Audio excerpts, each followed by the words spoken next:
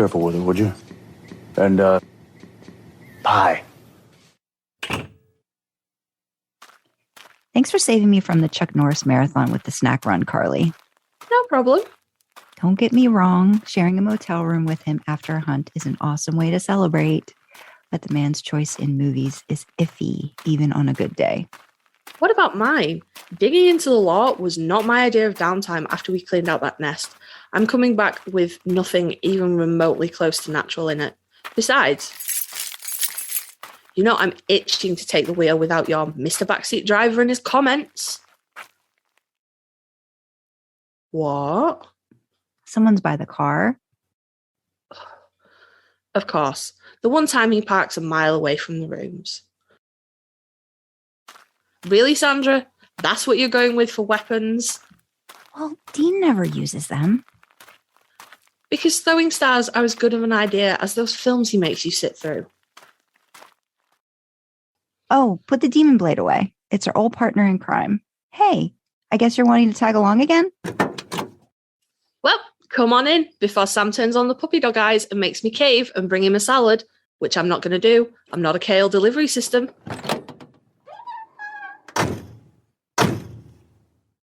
All right.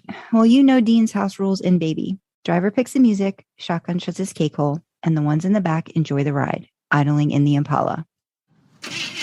Hope you like meatloaf. For a snack? Music, Sandra. Music.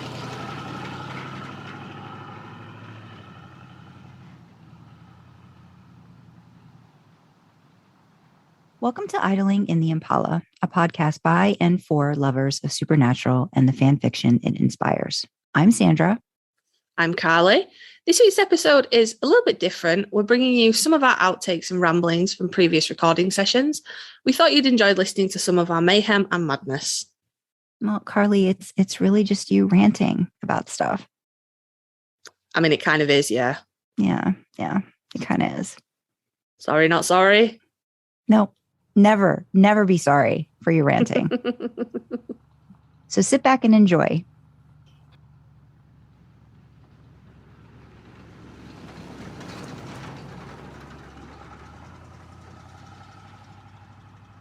It's nice to have AO3 as that sort of, umbrella of protection, like being transformative work and feeling like it's a place you can put this stuff and not really have to worry about anyone, coming after you, so to speak, and just understanding that it's a place to share experiences, thoughts. I don't know what I don't think if I hadn't found AO3, I just don't think I would be as into fan fiction. I just wouldn't, because when my experience on Tumblr's nichey, and it's very, I want to say cliquey, but like I couldn't really find, and I didn't know how to navigate it. Tumblr's like, just, I don't know, it's a whole other beast. And I was able to find some authors and then like find them on AO3, but the whole community just felt like I couldn't really get in there.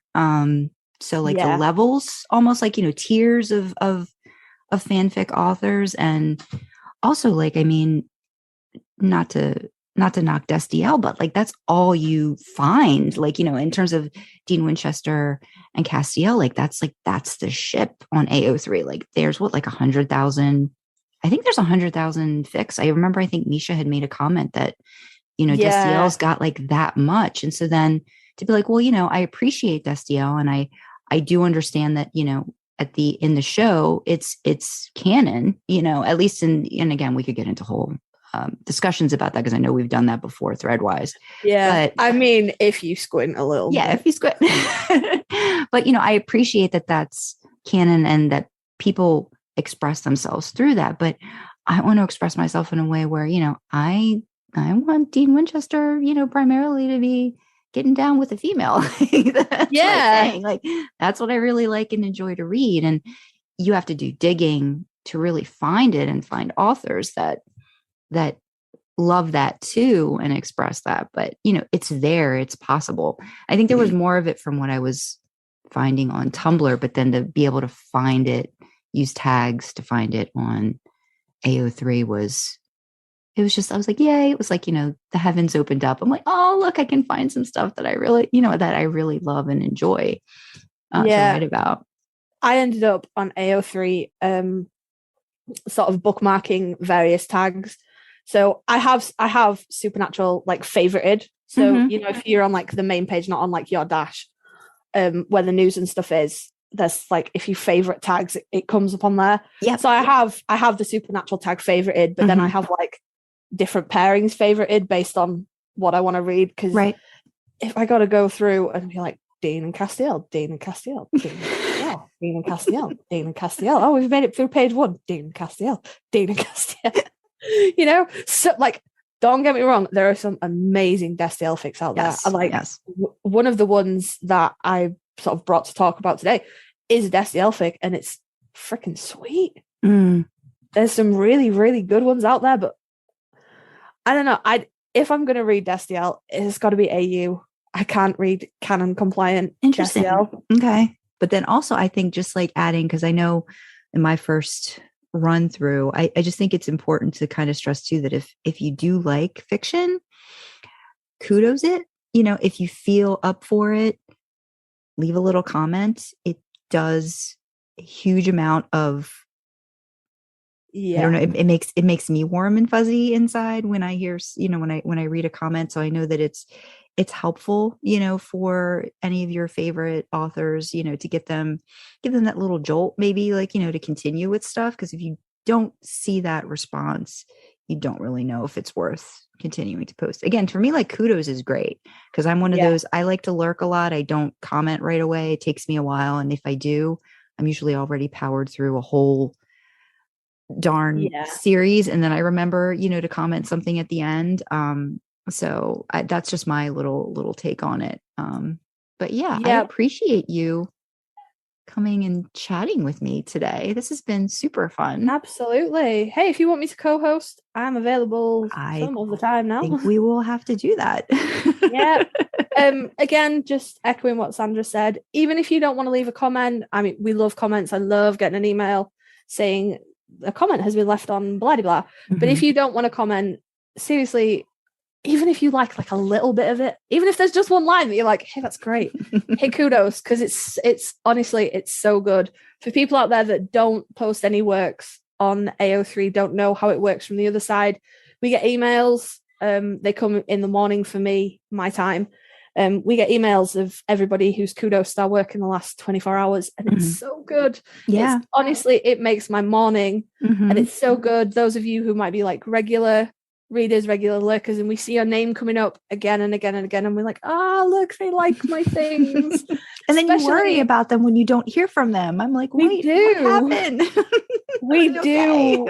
We do worry about you guys if you vanish or you don't kudos one thing, but maybe you kudos another, and we're like, oh no, what did we do? What did I do?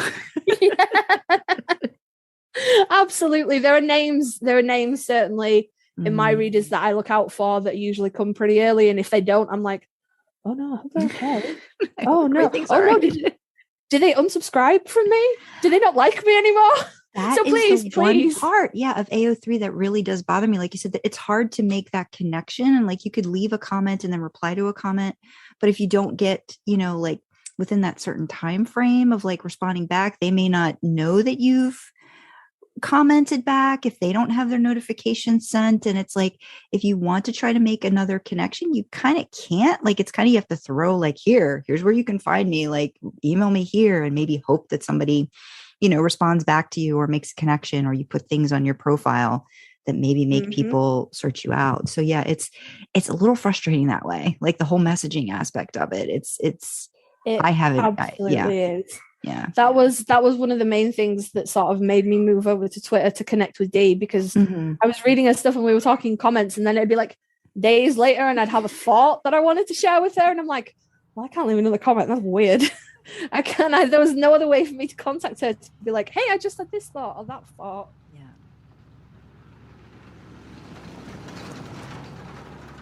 It's funny talking about Winchester's Queen always being there. I have a follower, you've probably seen them around, I'm all about that moose. Yes. And they kudos every single Sam thing that I write, every single one. Every time I see them, I'm like, oh, yay. And they don't kudos anything I write that's Dean. Nothing. I feel like I've seen them on mine. I think they might have done a couple of mine because I remember that name. And I'm like, well, why is somebody who's all about the moose? Okay. Yeah. I swear, God, like the last few, like I don't think that person has realized what you've written yet that's Dean related. And once they get into it, I think they'll probably kudos it because you can't not read that and not kudos that stuff. That stuff is worthy of kudos no matter what is going on. Well, I think it is. I think it is. Obviously, I'm biased, but I think it is.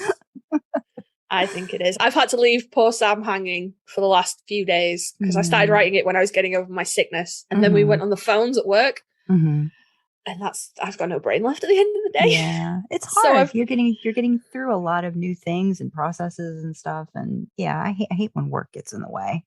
Work gets in the way of the fun stuff. Yeah. But, oh no, they missed my last Sam thing as well. Oh, see, so yeah, they just need to play. They're going to play some catch up. And then it's going to be fine. It's going to be fine. They missed my last Sam thing. Now I'm checking through to see what they like. They missed the Dean. They missed your Dean fic. I feel like they've done. I feel like I've seen the name. I'll have to go back and look because I know that name. So. They missed In the Dark. I know they've kudos dating Sam Winchester, but obviously that's like you can't kudos every chapter, can you? So yeah. Now I'm clicking through. Yeah, the last thing they kudos in mine was a Dean fic. I'm so confused. It was. Do you know what? It was freaking take what's given as well. So like it wasn't a gentle Dean fic. It was aggressively in your face. And the one before that talked dirty to me. I don't know. Maybe they're just behind. You know. See, this is what we were talking about in the first episode when we were like, we miss you. Yeah. When you're not here, when we don't see you, we're like, are you okay? Yeah. I have to say that there was I think it's Val, when she always comments on my stuff. And I'll call her out on this one just because it was the sweetest thing I'd ever had anybody do in terms of my writing. She emailed me and she told me that she loved A View to a Winchester so much that, you know, she likes physical books. So she went ahead and she had a book made out of the story. And I was like, oh, I said, you know, that's so great. I said, can you send me a picture of it? I'd love to see it. And she'd actually made she made one copy.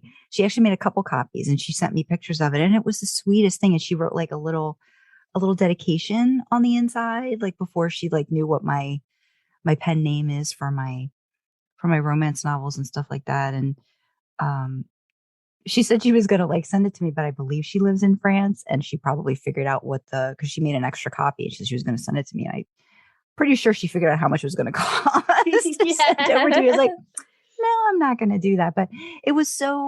Hey, if she puts it on eBay and you buy it on eBay, there's a global shipping program to do that. Oh, no, wait. No, she can't. Never mind. She's in the wrong country. Never mind. You could send to her, but she can't send to you. Fucking eBay. I have dreams about taking calls. It's insane. It was so sweet, though. I was so touched really by nice. That. I was like, she likes to have it. She has it in her library, you know, along with all of the other books. And she said she's going to make one, I think, for Hunter and I think probably license, you know, when that one's done, which I think is going to be done soon. But yeah, I was just like, that was like the sweetest thing. Like somebody enjoys your writing that much that, you know, they take it upon themselves to go make a book out of it. I thought was amazing. Just awesome. I was over the moon about that. I was like, so every time I feel down, I go back and go, you know what? Somebody made a book. Yeah, you should write that. You should put that like near your laptop, and every time you feel like you're having a wobble, you be like, somebody made a book out of something that I wrote, right? Somebody went and did that. I'm awesome.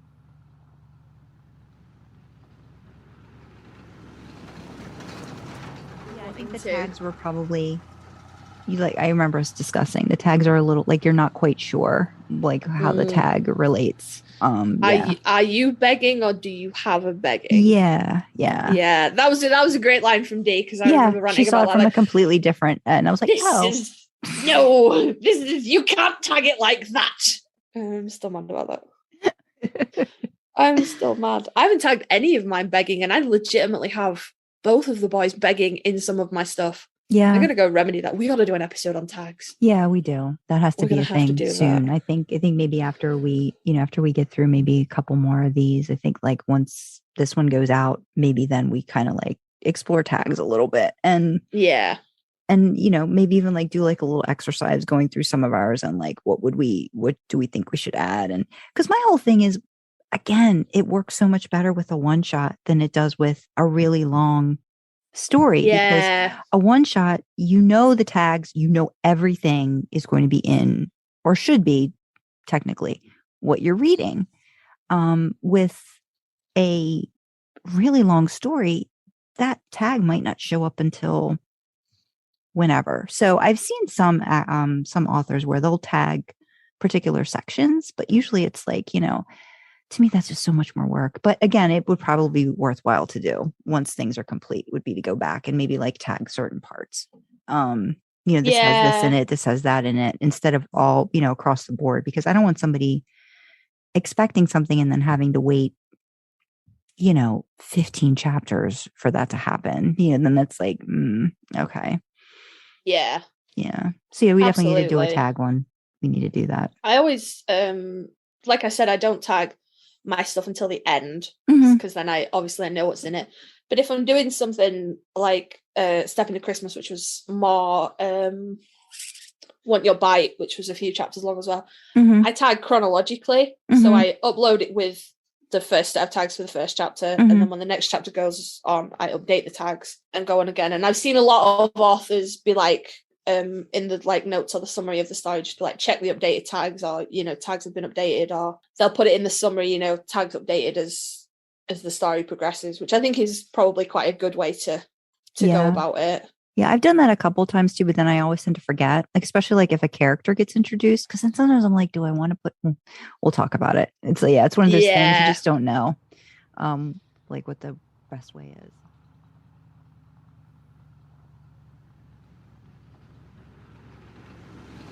Hide your level. Yeah, go ahead. Just before we get back into recording mode, what is this tag that you don't know what it means? Because that's going to bug me. You have to tell me now. I feel stupid because I don't know if dead dove is something about a dove. Oh, dead dove do not eat. Yeah, what is that? It means that the fic is dark. It means that it's like, sometimes an author will tag like their archive warnings. Yeah, that kind of stuff. So they just don't do archive warnings sometimes. Sometimes I feel like I don't see that. Like I don't see warnings, or it's like I will. But yeah, I saw that. I'm like, what does that mean? Okay, so dead dove didn't eat. So it's just that it's dark. I mean, I can handle that. I'm just like, how dark are we talking? Like, is it? It usually means like, sometimes someone will tag something, but it's only sort of touched upon really briefly. Dead dove do not eat means heed the tags, because if it's in there, it will be in there in detail. So if it describes like rape or character death or like violence, things they're not just mentioning it, they're actually probably going to have a whole scene that's describing what's going on. Okay, all right. That one tends to pop up on, if stuff's tagged like Dark Sam or Dark Dean, you tend to see dead dove pop up on them as like a warning that there will not be any redeeming features of the boys in this fic. Yeah. Don't feel bad though, because I had to Google that. Okay. The first time I saw it, I was like, the frick does that mean? I'm kind of that's the thing. Like, I don't want to Google certain things because I don't want. I'm worried about what's going to pop up. So I'm like, okay, maybe I just won't read that one right now. But now that I know what that one is, it's not too bad. But yeah, that main one was just, and like, what is it? Is it referencing like it's not like, what is it? Why would it be a dead dove? Like, that's what I'm not understanding. Like, what am I not connecting that to? Is it? I don't know where that one came from, actually. Because when I hear dead dove, I think of the band Slipknot, but it doesn't come from that. Okay. But I'm not sure where it did come from. Yeah. So maybe I'll do some research, but like on like maybe my old iPad that, I don't have to worry about if something like it infects it or whatever. I can just do it on that. I just don't want to like get into different websites or go into something and then like be, no, I didn't want to go there. Get me out. Get me out right away. Yeah. So, yeah. But I'd like that. I think that might be a fun little thing, like talking about tags and stuff. Oh, I know where it comes from. Okay. I Googled it. The phrase comes from an Arrested Development meme in which Michael Bluth opens a paper bag labeled "Dead Dove, Do Not Eat" and says deadpan, "I don't know what I expected." I would never have got that because I never watched Arrested Development. But yeah, that's where it comes from. And it just, Wikipedia would like you to know, "Dead Dove, Do Not Eat" is a warning or tag used to indicate that a fan work contains tropes or elements that may be deemed morally reprehensible without explicitly condemning the sensitive aspects. Okay. All right. Well, I guess that makes sense. I think I watched Arrested Development like once, but not like paid a lot of attention to it. But so, all right. Now we've figured out that one. That's good. Yep. That's good. Yep. We've done that. Thank you. Yeah. Don't feel bad though. Just come and be like, what does this mean? Because I'll Google it. I don't care. I'll Google it. This is my private laptop. Nobody else uses it. I don't care what's in my search history. I'm already on lists. I'm already on so many lists. So many lists. So many lists.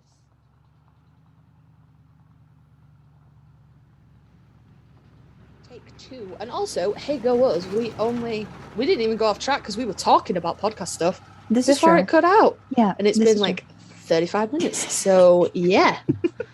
Go us. Well done. Well done. So yeah, so do you think we just try, like, we'll just, I don't know, we could say like, I don't know, let's give it a go and wait a few seconds and then you can start, then I can start. And I mean, the nice thing is if we sort of get it right, I'm thinking like, the French Mistake, Supernatural, we can just, chop some things together and make some things work that way. Yeah. Oh God. Oh, that recording in that episode. Oh my God. Because I was writing, like, when I was writing whispering in parentheses. I'm like, I could imagine, Dean going, "What?" Whispering back. Just like, I was like, okay, just remember, don't say the stuff in parentheses and we'll be good.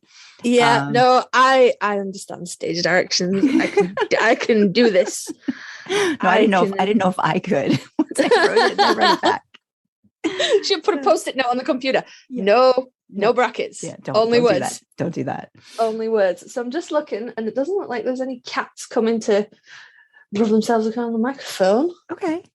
So, because I still have the same problem not being able to shut the bloody door. Mm-hmm. Yeah. Because if I shut the door, you'll just hear him go meow. Yeah. Like I'm. And then we'll have to explain that there's a cat in the bunker. Yeah. Hey, do you remember that Destiel cat fic that I told you guys about? And I was like, I think I have it bookmarked, but I haven't started reading it yet. The Destiel bit's creeping in now. Like they've had a conversation, but nothing's really happened. But the cats are getting interested. Castiel's built them a whole ass shed and everything is great. I'm in it for cats. Like outside, like he's making like an outdoor. They have the premise is that there are feral cats around the bunker. Okay. And they found like where they were sort of living in this like dilapidated shed. Uh-huh. And Cass was like, I'm gonna rebuild that. So he did. He rebuilt it, and now they have like a nice little house. And there's a Gregory angel. Okay. They were definitely mentioned in the show. Yeah, the ones with, I think what was it, that episode where Claire's mom had been kidnapped by them or whatever. One of them. Yeah. Oh, is that what it was? And it has a different blade, right? A Gregory blade. Is that? Okay. Yeah. Yeah. Yeah. Well, apparently there's one of them in the story, but he's a vet. Oh. He's just living as just a normal vet, veterinarian. Mm-hmm. Because they call him out to come and check some of the cats over and stuff. And then there's this whole thing with like weird monsters. It's really good. It's really engaging.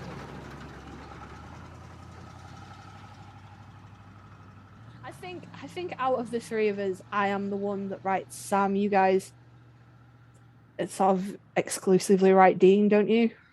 Yeah, I mean, I think I have the same feeling that you do about Dean. Like I have an idea of Sam, but I don't feel like I know him well enough to write him, if that makes sense. Like, I think I could do a decent job based off of like how many times I've watched the show, but I still feel like I'm missing, something with him.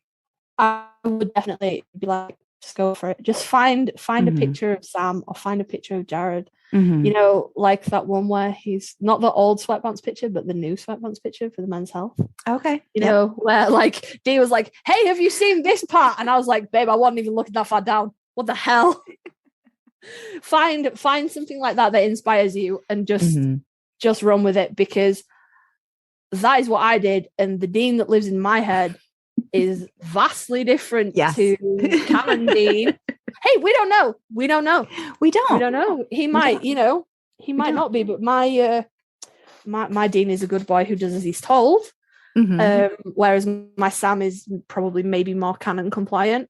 So yeah, just find a Sam pick that you like, that you're into, and then just see what happens. Maybe your Sam is, I don't know. I'm trying to think of something. Yeah, I'm trying to think of how I would, because I mean, even Rookie and Dean are different than Julie and Dean, and and even like Winter. Winter and Dean is a little different. So it's. I need you to know. Obviously, you can cut this out and not put it in as part of a podcast or anything. But when I read Julie and Dean now, I see that picture of you and Jensen. That's how I imagine Julie now. She was kind of faceless in my head before. Like you'd done some description, but I tend to keep them like, I don't tend to ascribe not too much, but you knew like Italian, that kind of like deal and stuff. But I had like a sort of a bit of an idea, and then we don't tell Ted that Sandra, I don't know if it's gonna make it part of the podcast or if it's just gonna be our personal chats, but Sandra went to the Charlotte convention a few weeks ago now, and had a photo op with Jensen and her husband, which was super cute, very nice. And then this is the part we don't tell Ted. Photoshop Ted out of the picture. The plexiglass. I did some photoshopping. I was like, oh, we are letting them come together. Yeah, that was That's my little inspo now. Every once in a while, just I look at them like, okay, there we go. That'll work. Yeah, that's how I picture Julie in my head now. And also like when it's like it feels like a scene that they're together, and I'm like, I know the height difference and stuff now. I know what it all looks like. So we're not gonna tell Ted. We're not gonna tell Ted that you did that. No, we're not gonna tell Ted. That is definitely because I didn't know what you looked like when you wrote Winter. She again stayed kind of faceless. Yeah, I did that I really did do that on purpose with the Winter one, but with Julie, I think I gave a little hints, and I did. I mean, who's gonna lie? Like it was right at the beginning of COVID. It was right when Supernatural was not going to be. We didn't know if it was even coming back. We didn't know what the state of the world was. I'm like, I am stuck home, quarantine. I'm gonna write this thing about basically me, different scenario with Dean Winchester as my neighbor, and we're just gonna see what happens with it. And that's what started it off for me too. It was just like having that what if thing, and just like I'm already thinking about it, let me just put it down, let me just write it and see what happens. So and I realized, like, I was like, once I kind of like gave you guys like pictures of me, and then once that came out, I'm like, and we were wearing plaid, it was just like it was meant to be. It was good. It was so cute. It was so cute. Yeah, I always when I'm writing my stuff, because I write like Sam you just to reassure anybody, I don't use the your name shortening or anything like that. I don't like that. That's not a thing that I've ever really liked. It does pull me out of fic. Like I can power through. There's some really great fics out there that use that kind of terminology. I tend to write it just as like you and your, and kind of fudge the details if it needs a name. You have to get creative. I think you can do it just to be creative about it. Yeah, that's it. Use a lot of pet names, things like that. But yeah, I sort of write from the perspective of the reader, so I always imagine it's me. And I think, well, if I imagine it's me and I think, what would I do in this situation? Then maybe whoever's reading it is also imagining it as them. Yeah, absolutely. That's the goal with that. I think I've a little, it's a little harder for me when I do reader. I've done it a few times. But it's fun to give somebody else, like, you put yourself into that kind of detail, where otherwise, like, and again, I know I've talked about it, I'm more third person, and I've just started really doing more first person, and the second POV, the you is always like my I don't know if I can do this kind of thing. So that's like my challenge. I've done it a few times. Maybe I'll do it again. There's another series that I started a while back, and it kind of based one of the parts on Winchester's Queen, when we'd had a really great discussion about her love for hot air balloons and what they do in Albuquerque, New Mexico. They have this great big fiesta festival in October, and I kind of like based it around that, and kind of like took her telling to me of like what it's like to set up a hot air balloon, and kind of placed Dean there with the reader, and kind of like did it as sort of like a thank you gift to her for all that she'd like done to help me create that. And that's fun to do too, like take something that someone gives you, but then give them the ability to put themselves in there. So yeah, that's actually sort of writing that kind of thing is probably one of my favorite things to write. Like I love writing smut. I wouldn't do it if I didn't love it. But the two fics that I have, the Idling in the Impala and Loss and Love, which are just general. Idling in the Impala is a no pairing, and Loss and Love is female male.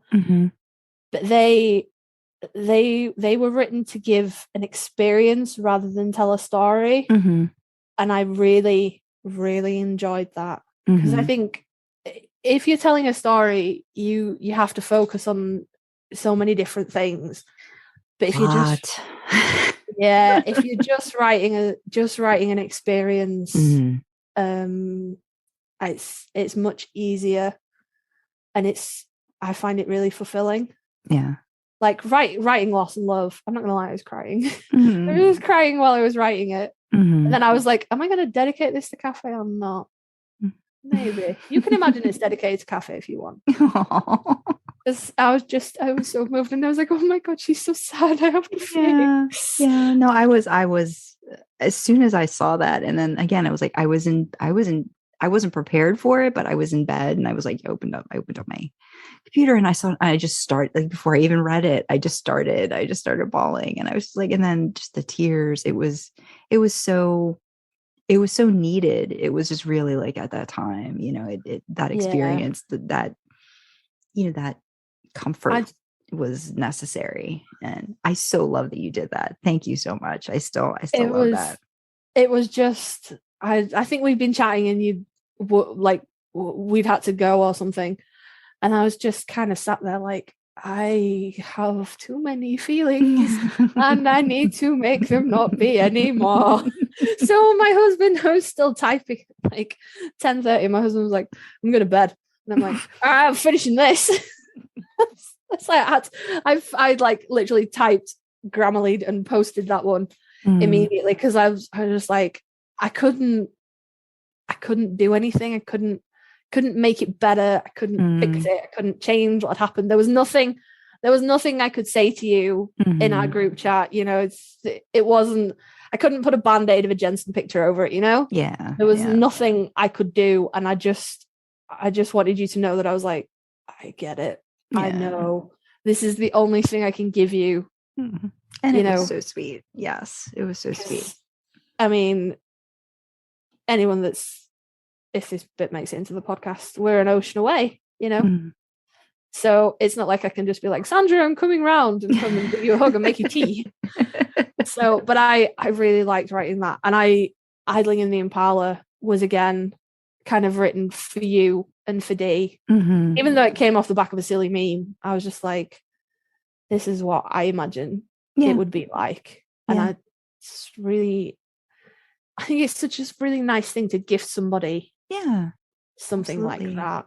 Or like, as you say, put in like little bits like with Winchester's Queen, drawing on her experience, or the things that we've got going on at the moment where you put Sam's hair in things. And I'm like, oh no, I saw that one. And then I put little bits in my stuff and you're like, was that for me? It's really nice. It is really nice. So I'm actually currently I don't have any work in progress things because I tend to just write one shots because I can't plot very well. I need to stop plotting because it just does not help me. It's just another thing that ends up having to have to be done, have to be finished. So I don't know. I keep saying I'm not going to do it, but then I come up with another idea and it's like, oh, stop. No, I don't plot very well. And I write reader insert things because I don't particularly character very well either. If you ask me to invent a character, it will usually be me. And if it's me, it might as well just be you. So I really want to like sort of try my hand at like some third person character stuff, but they'll have to be established characters. Yeah. And so female wise, who does that leave me with? Ruby? No. Amelia? No. Eileen? I don't feel like I could do her justice. No. Yeah. And then who have we got for Dean? Cassie? Again, I don't feel like I could do her justice. I feel like there's another. Was Lisa? But again, Lisa, yeah.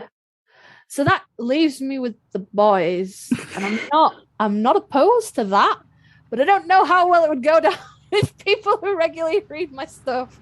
I'd be like, "Hi, bringing you all of the gay sex, all of the time."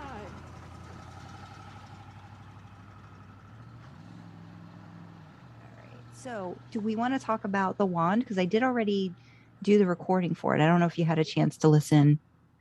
I did listen to it. Yeah. How'd I do? Yeah, no, it was good. It was good. I tell you, you've got like a great ambience going on. Good. You should read your own audiobooks. I might do that at some point. At least maybe with the fan fiction. Maybe I might do that. Even though the one thing I don't like, and I know I couldn't do, is I can't do the male voices. So it's like, do I just read it? Because it's hard. It's hard to, I just feel like I wouldn't do it well. I was even thinking about, there's got to be a way to get an equalizer that would like turn my voice into like Dean Winchester. I was literally looking into that. I'm like, I need to look this stuff up and then figure out if that's a thing.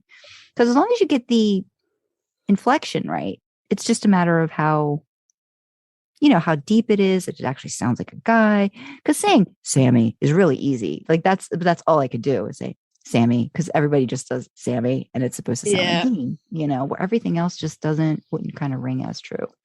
I think, but especially when you're doing some scenes, I think it would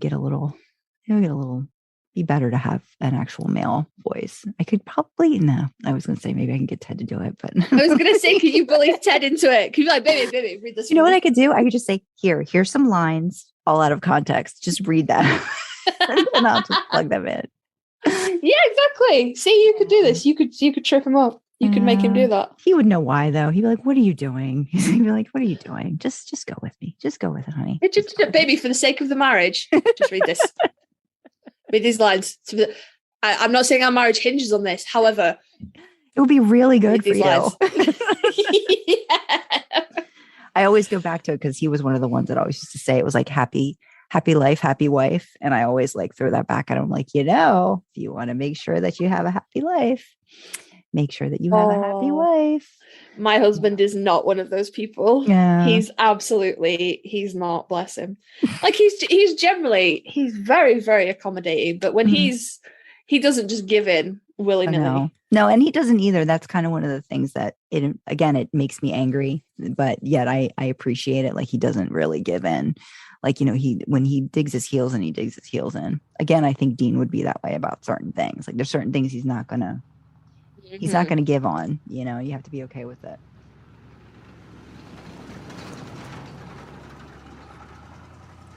I appreciate that Misha has said it's a romantic love and, Destiel is romantically in love with Dean Winchester. But consent is key, guys. Consent is key. And Dean Winchester did not reciprocate those feelings. So for me, Mm-hmm. you know, if you want to take that confession as canon, Mm-hmm. that's fine. I'm not going to argue with anybody about it. Right. That's cool. But for me, it was never explored. You know, they threw it in and then they were like, boom, Cass is dead, gone, finished. Yeah. Yeah.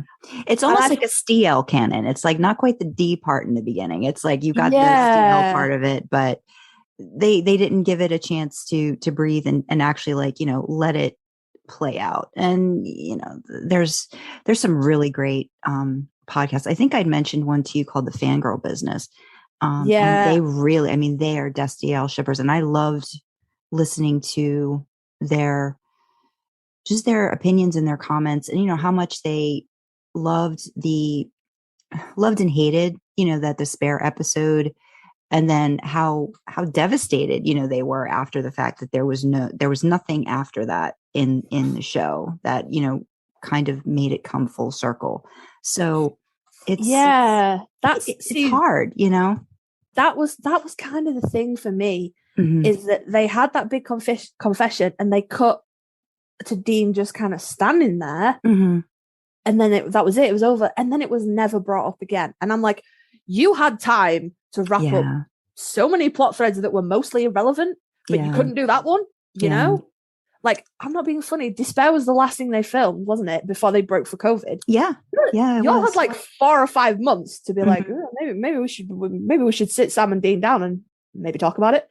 Yeah. And they didn't.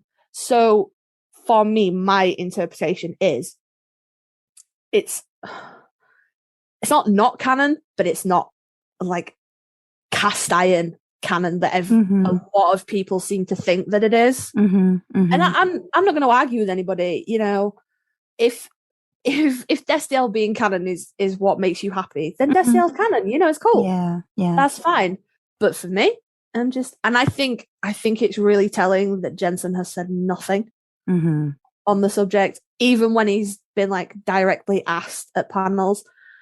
And he just kind of mumbles something about the show's about love and it's about family, and, you know, just kind of really brushes it off. Yeah.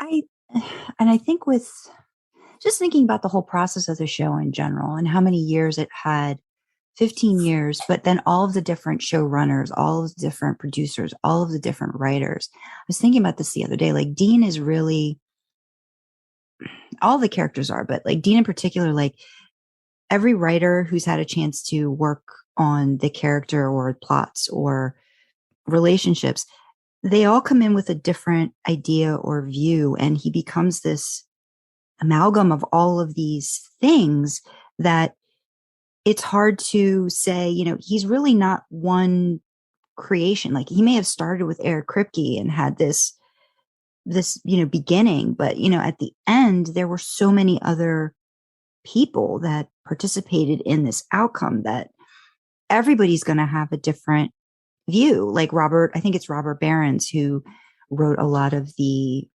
like the Castiel heavy episodes, and, you know, I think he wrote Despair, and like, so anything that really had Castiel as the main character in an episode, you know, and talked about his, you know, kind of gave you insight into like maybe how his character was developing. You know, he has a very different view of the relationship that Dean and Castiel had, that maybe like Ben Edlund had, you know, when he started writing, you know, some of the episodes with Castiel and Dean and even Eric Kripke. Like, you know, I mean, Eric Kripke's like Midwestern dude, you know, and I think he has a very different take on the boys than, say, Andrew Dabb, which that man and the way he did the show towards the last 4 years, it was just like, I think Dee had sent that. I don't know if it was you or Dee had sent that like telephone tag meme of like all the different kids, and like, you know, Andrew Dabb is the one at the end that just like wants to burn all the characters down and just like, you know, like just smash all of your toys up and just, you know, total destruction. And it's hard because, I mean, he was one of the writers that was kind of along from pretty much, I think, the very beginning or close to it, like third or fourth season. I remember seeing his name, you know, in terms of writing a lot of the episodes. And I'm like, why did it end up that way? Like, you know, it's just, and Yeah. I don't know. It's that Dean's kind of like just everybody's creation. And so even like in my head, like I think, okay, there's canon, and then there's head canon. And my head canon is going to be different than someone else's too. Like how I feel about Dean and how I perceive him is going to be a little bit different. I think the one, I know I'm going on about Dean and I apologize, but the one sweet thing about it. You made it clear. You were like, we Deaning up in here.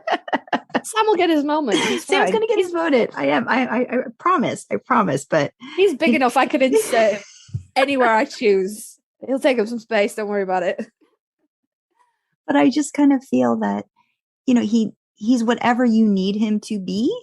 I don't know if you can say that about any of the other characters necessarily. Like, this could be different for someone who's a big Destiel fan or who's a big Sam fan. But like for me, Dean is whatever I need him to be, but he's still very strong and protective and a pain in the ass and, does whatever he wants to do and just kind of charges in. But, you get this protective, but vulnerable, but trying to figure himself out too along the way. You wouldn't get that with with 5 years. Like, I mean, you needed 15 years for this. And I think that's why they make such a big imprint on us. Even Sam, like, I mean, there's so many podcasts that I listen to just to get ideas from how people perceive. And there's one who's a very Sam loyalist. Like it's two guys and they really talk in depth about just the show. Like there's no thirst. I mean, they do call them hunks and they kind of like play off of that, but they really talk about the show and the development of the characters. They do not like Route 666's love scene. They are very opposed to the nipple play in that scene with Dean and Cassie. So Dean and Cassie, yeah. Well, I mean, very opposed to that. But I'm try it out, guys. You never know what you might like, But they make a big deal about that. They are not in with the the guys and the love scenes. And I'm just like, it's so weird to hear that because I'm like, we're like all about that. Like, give me all the gifs, give me all the gifts. Like, I need to see all of this in slow motion and all these different things happening, and they're just not. Oh, but God, I stayed in the car with them. But yes, I mean, it's I just don't think you would get that without all the time. And I do believe that Jensen's the one that's had to read all those lines and act all those scenes. So I feel like he, out of anybody, has been with that character the longest. So I kind of would give him credence, and like whatever he kind of says, I would kind of feel is how you should think about Dean. So that's just me on that one. No, I'm exactly the same. It was shared in the group chat the other day, but it might have been by D. It was either D or you. Can't remember. Like, oh no, I might have just seen it on the timeline. I can't remember. Anyway, it was like 4 different scenes from Supernatural with the the actual script sort of put into the picture, and it was like, here's what the script said to say, and then here's what Jensen actually said in the scenes. And some of them were quite a departure from what was actually written to what was filmed and made it into the show. Like in the scene that shall not be named in the episode that doesn't exist, right? Because isn't it weird that season 15 ended on 19 episodes? It's a weird number to end the show on. And they didn't really ever tie in any of those other plot threads that they should have after that lovely little montage at the end. But it was just, I don't know, I would have gone for an even number personally, but hey, it's not my show. But it was I think the line that Jensen was supposed to say, like my little brother or something like that, and then what made it into the show was like my baby brother, and it just that real kick in the heart of feelings. They know how to crush you. I mean, it's just like I was I cried for like 2 hours. My poor husband didn't know what to do. I was just moping around the house going, it wasn't supposed to be like this. For like the whole day, I was a mess. But I'm with you. I will take Jared, Jensen, Misha, Jim, Mark. I will take their opinion and their interpretation of a character over what the writers say or what the script says or anything like that, because Jared and Jensen, they've spent 15 years with these guys. There's no showrunner, no writer, no producer, no director that knows Sam and Dean better than they do. Yeah. So agreed. For the Destiel thing, I will take Misha's opinion. For Misha, it was a homosexual romantic declaration of love. Probably not how I would have gone about it, babes, but fine. But I think it's very, very telling that Jensen has said nothing. Yeah. And also, as much as I'm still mad about that answer from Jared, and I am still mad about it, and that video you linked is sitting in my watch later. It's just sitting there on YouTube, and I see it when I scroll through my watch later, and I'm like, I'm going to be ready for that one day, and I'm going to go, and I'm going to listen. As much as he was doing so well, and then it all went off the rails, and then he couldn't bring it back. And I saw Jensen trying, and I was like, oh, and then Jensen started making it worse too, and I'm like, oh, guys, like, they need to hire somebody to just stand behind Jared at all times and one of those sticks that just like, hooks him back just a little bit and gives him a little tug. Like, nope, nope. Just reel it slaps the hand over his mouth and just goes, shh, stop it. Think about what you want to say. Stop talking and think.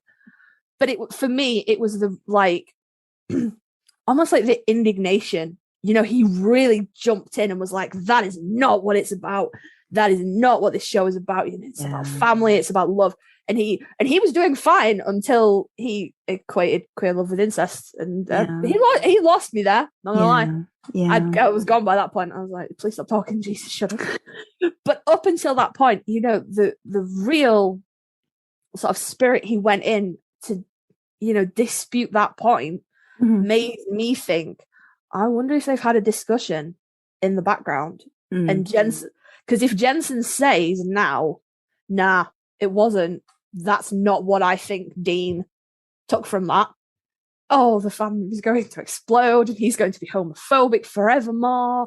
And it's going to be a whole thing. He's tired now. He said nothing and now he can never say anything. And I think it's really telling that, you know, Jared almost jumped in to defend maybe Jensen's point of view with his own words.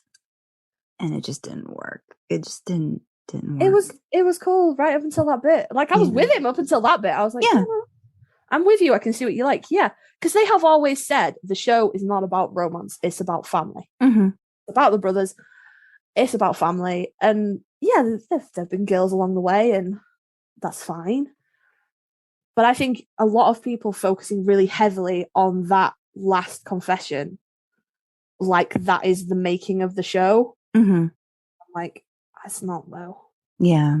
I think my main thing, I was just like, I remember just being like stunned when Destiel started talking. And I was like, I remember I was hunkered like right next to my husband on the sofa, and he started going, and I'm like, oh my God, I'm like, they're doing this. And my husband's like, what are you talking about? And he really, it's funny because like, you know, I talked a little bit about, you know, the shipping and the pairing and stuff like that, but he really didn't get it. And still like the way, like his viewpoint, like heterosexual male, like, you know, he didn't get that. Like on the rewatch, you know, we start to pick up a little bit more based off of, again, like what we've been told. But when he started going, I was like, oh, they're going to do this. And I was like this, and I mean, I got emotional because I was just like, it was amazing to me that they were going to do this with two characters, but then it didn't go the way that I thought it was going to go after. And I'm like, no, I'm like, don't do that. And then have us lose this character that we love and that we know Dean loves in some way, shape, or form. Like, this is family at the base level to him, whether it's, you know, family that becomes romantic or family that's like a brother, or, you know, it's just, it was this, I could see how devastated people that really shipped Destiel so hard and wanted that would feel at the end of that, how betrayed, you know, you would feel by that. Like, you give us something and then you take it away. That whole queer baiting and different things like that. Like, I mean, there's so many essays and videos about that could go on and on. And, I'm not even going to get into it because I can't do it as well or do it justice. But seeing that was just like, I was excited and happy, for Castiel. And then it was gone. And I'm like, and even like Dean, like I could see the look on his face of just trying to process, what he's hearing. Like you don't give somebody all that info dump and then kill them. And then what is he supposed to do with that? Like, so, again, like Dean internalizing all of that, but then not giving him a chance to talk to Sam, who, whatever you think, Sam was the outsider looking at this relationship. And I know he was trying to figure it out too, because you always get those like cute little like triangles of them like discussing and Sam like being in the middle of them talking and like either trying to help or just like sitting back and watching. And you would think out of everybody, he would have, Dean would have taken the time to talk to Sam about that. Like that scene right before Lucifer comes in and, pretends to be Castiel on the phone, which again, another thing that did not need to happen, should not have happened, because it was just another, oh my gosh, for the fans. And then they get devastated by Lucifer being on the other side of the door and not Cass, and Dean's reaction to that, honestly, that was really cruel. Yeah. And I think that one thing gets lost a lot in the talk about the finale, but that was cruel because horrible. It's supernatural. People die and come back all the time. Yeah. Dean's death count's like 500, nearly 500. Close mystery spot. Yeah. 400 and some. I don't think you've earned your wings on Supernatural until you've died and come back at least once. Yeah. Maybe even twice. Mm-hmm. So to like sort of end it with that, and then Castiel dies, and like I thought it was such a really good ending for Castiel, like before it turned evil. I suppose all of it on the base level before you start sort of delving into the layers of Dean and Cass's relationship. On the base level, I thought it was a really nice ending for Castiel because he'd made this whole transformation from this, this angel that came in season 4. And he was a soldier and he was really like aloof and like made threats to the boys. You don't do what we want you to do, we will end you, we will blow up your world, really told the company line basically. And he'd been through this whole arc, and then at the end he was like, I fell in love with humanity because of you. You were a job, and now I've gone through this whole process, and I'm like, it felt like a fulfilling character end. He'd moved, he'd grown, he'd changed. It was fine. And then, so you have that ending, and you're going, oh, that's awful, poor Castiel. And you like us, and we're crying on the sofa, and have our husbands going, baby, are you okay? And we're going, that was me, my poor husband. And just for the record, my husband is much like yours, totally heterosexual male. So I'm like, yeah, people on Twitter are saying Destiel's canon. And he was like, no. And I'm like, you watched the same scene I watched, dude. It was a declaration of love. And he was like, yeah, but it was like family love, not like romantic love. He like, I think I could go and ask him now. He would still say that he doesn't think it was a romantic declaration of love.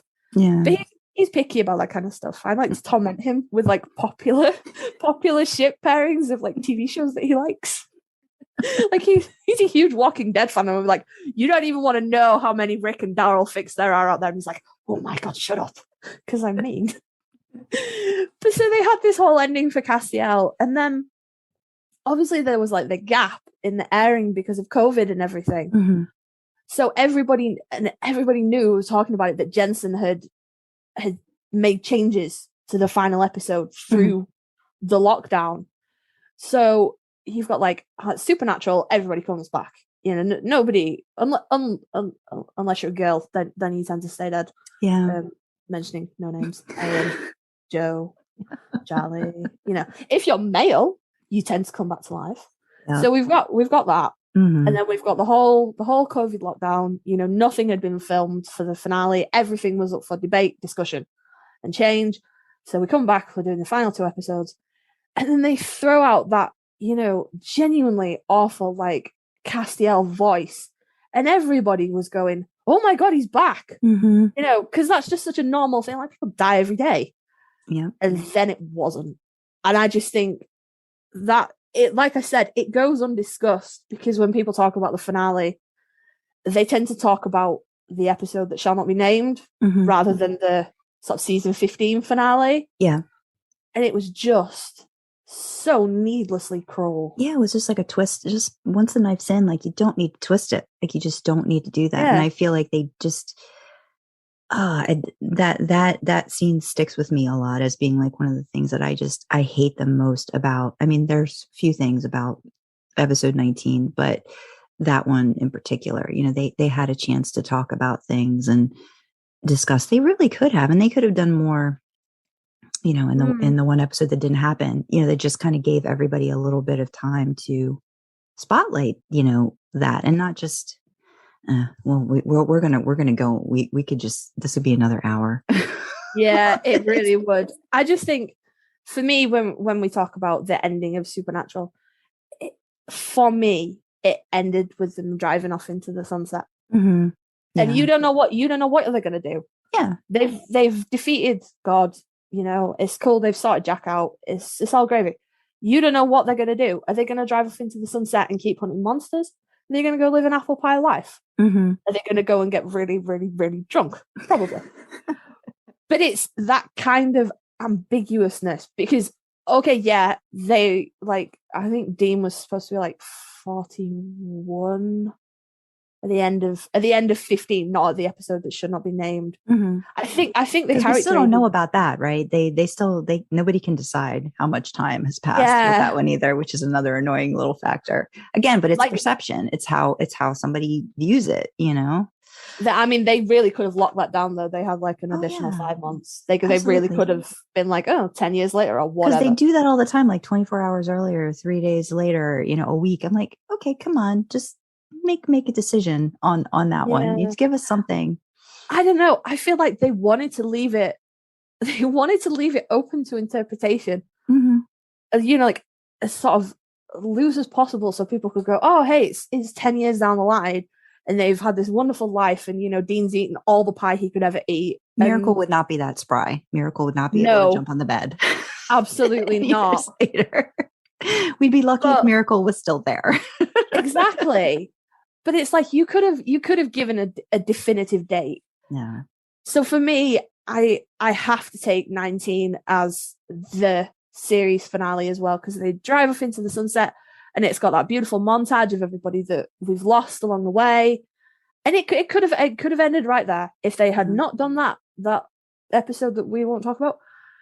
I would have been cool with that. I don't think there would have been a lot of fans that would have gone, hey, but you forgot about vampire mimes, God, I know Jensen talked about it and he was like, well, it had to be something every day. We don't have any more big bands to fight. But that was good.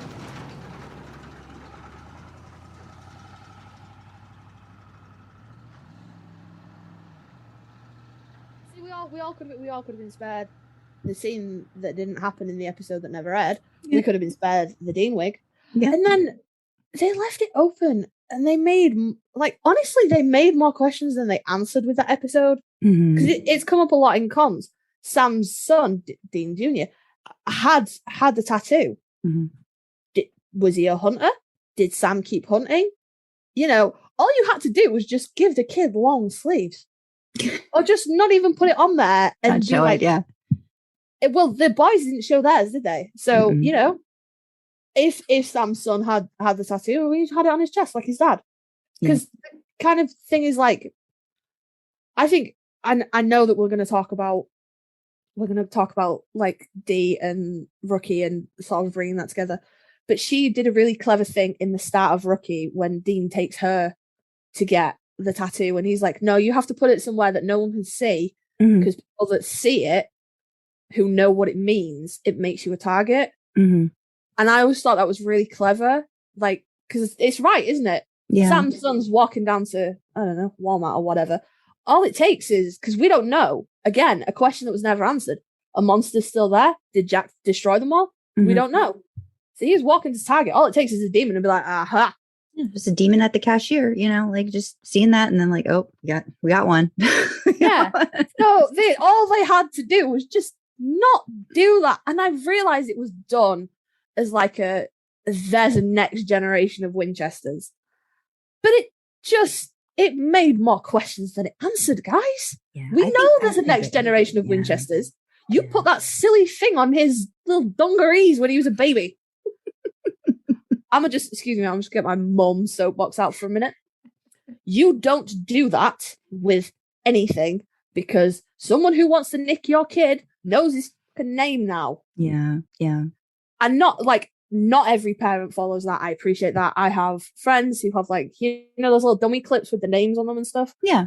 Or they put them in the back of the car, like those baby on board things where they have little Timmy or whatever. Yeah. In the back of the car.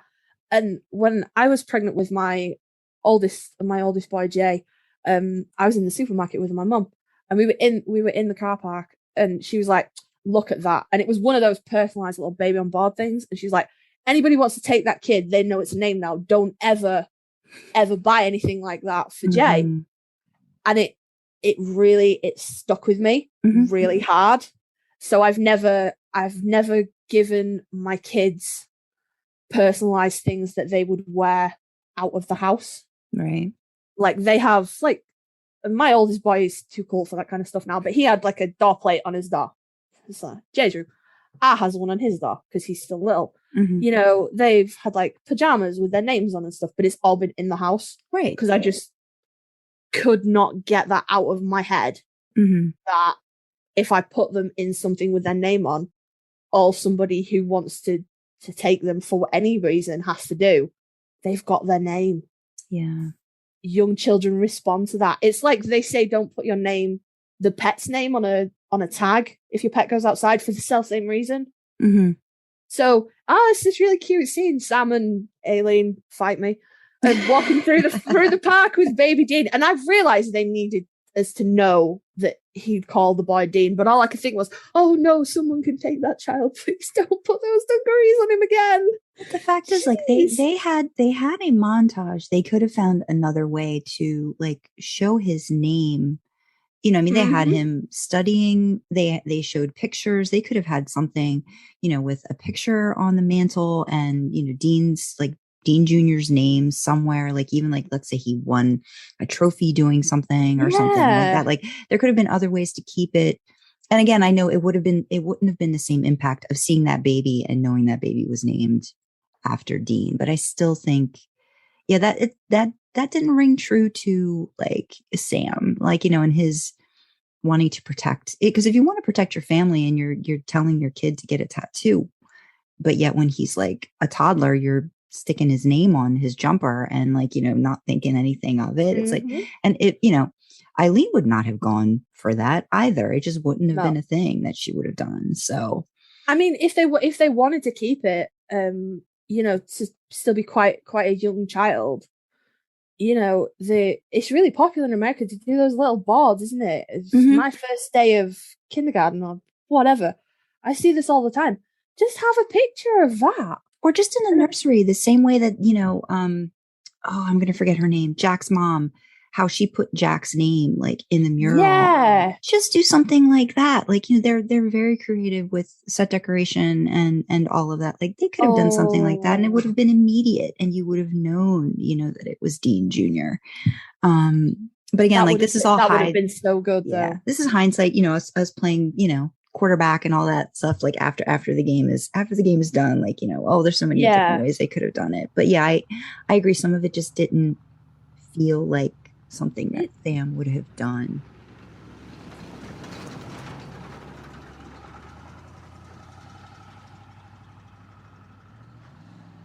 If you have not listened to the Fangirl Business podcast, like the way they dissect it, like they really give the writers a lot more credit that the writers were really thinking so in depth and layered. But I'm like, nope, that is all you ladies. You are coming up with all that great stuff, because I'm guaranteeing the writers were not thinking about that. But they talk in detail about the montage, and they really break it down by like the scenes that were picked and what the interpretation could be, and the fact that there's from the fan fiction episode in season 10, they mentioned that, they use the intermission curtain scene in the montage, and they're like, this is the point where they're like kind of like handing it over to the fandom, and like, okay, and if they'd ended it at 19, well, we're already doing this now. Like anybody who writes fan fiction or who talks about the show, we usually,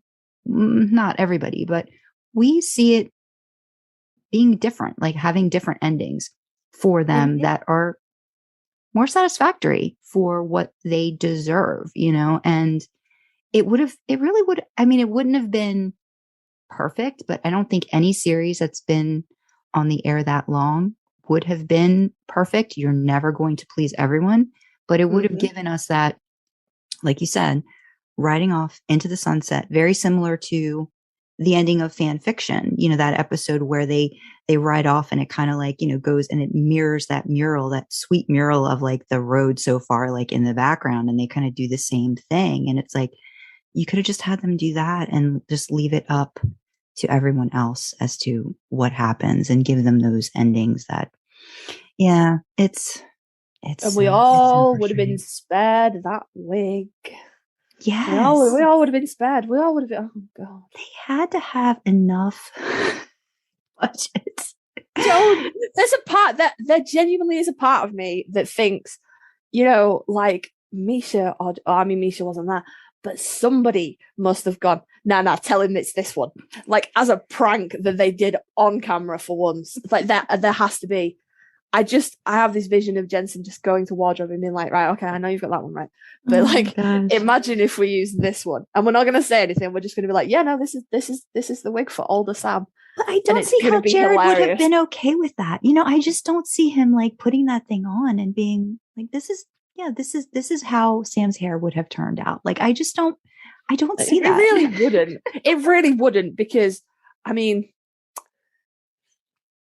we all know it was wardrobe, but Sam's hair looks good in every season. Like it's never like, I don't know if this is a cultural British thing. I don't know if it crosses the pond, but over here, guys that wear their hair long tend to just neglect it completely. So you're more likely to see, it's really stereotypical, but that kind of like stereotypical greasy neck beard. Yeah. It is quite rare if you're just like wandering around to see someone with longer hair, a guy with longer hair that's well kept, that's well maintained. Yeah.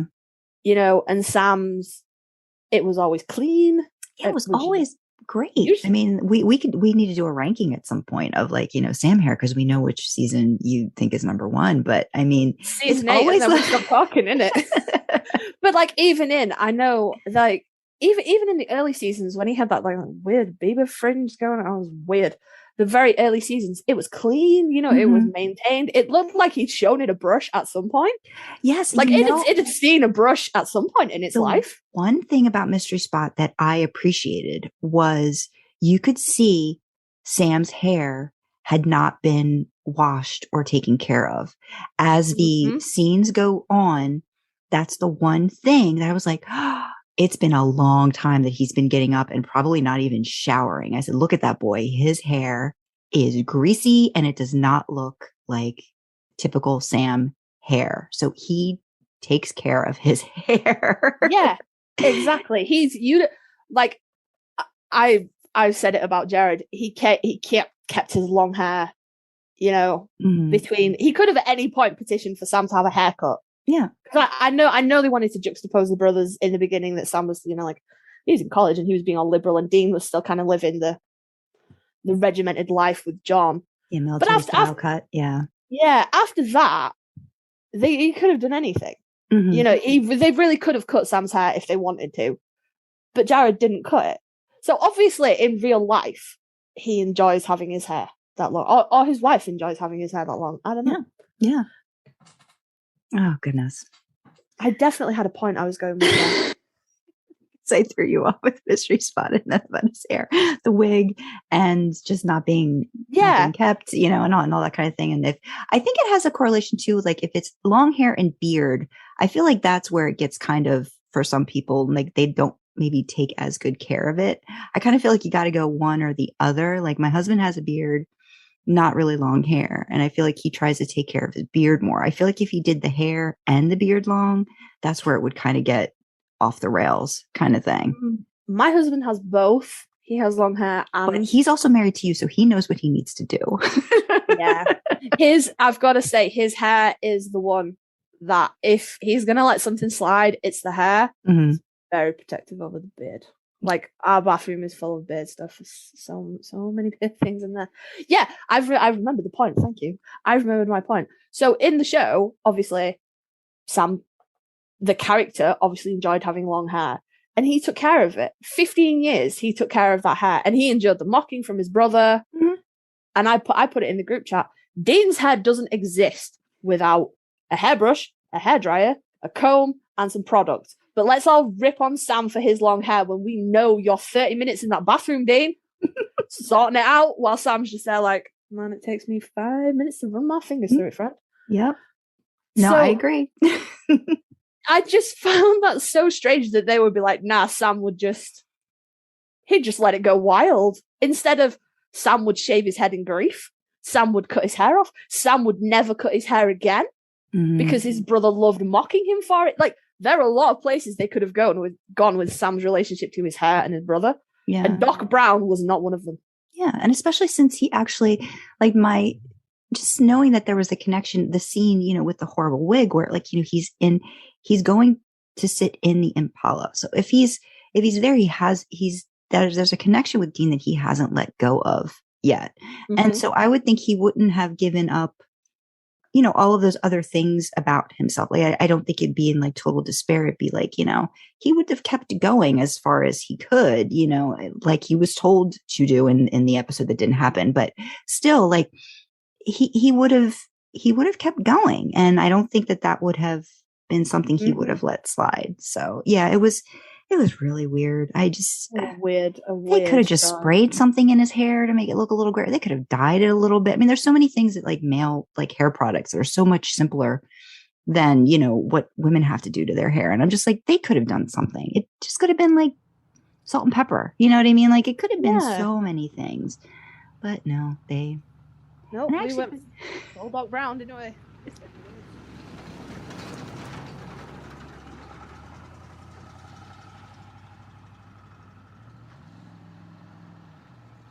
So we hope you enjoyed this episode. If you'd like to learn a little bit more about idling in the Impala, you can reach us on Twitter at idlingin_Impala, or send us an email at idlinginttheimpala@gmail.com. Or if you want to find me on AO3, my username is Drasna, Drasna. On Twitter, it's Kyle, Kyle, Writes, Writes. Or you can find me on my website, sandrakyle.com, where you can find some of my original fiction. Yep, so that's what you can find Sandra and the podcast. And in absolute contrast to how everything else in our lives, where Sandra is totally organized and I am a chaotic demon, we're completely opposite here. You can find me AO3. I'm Karlee Karma. I make the same reference every episode, guys. However you think that's spelled, it definitely isn't. So that's Kilo Alpha Romeo Lima Echo Echo. And then Karma, as you would spell it normally.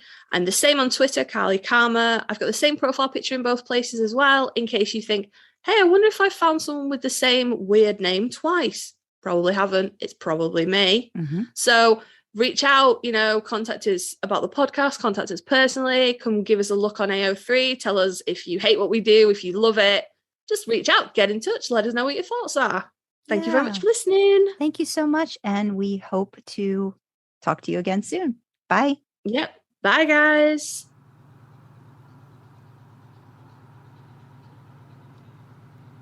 If 3 different types of pie can't tear him away from the television, nothing will.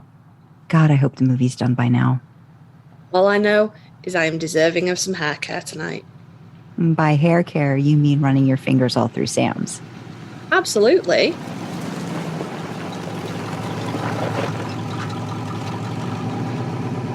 Well, baby's back safe and sound, and we've got some boys to see. Thanks for coming along for the ride. Who knows? Maybe next time we'll give you the keys to take her for a spin.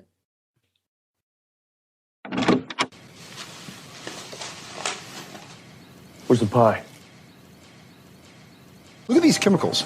You even read the label? No, I read pie. The rest is just blah, blah, blah.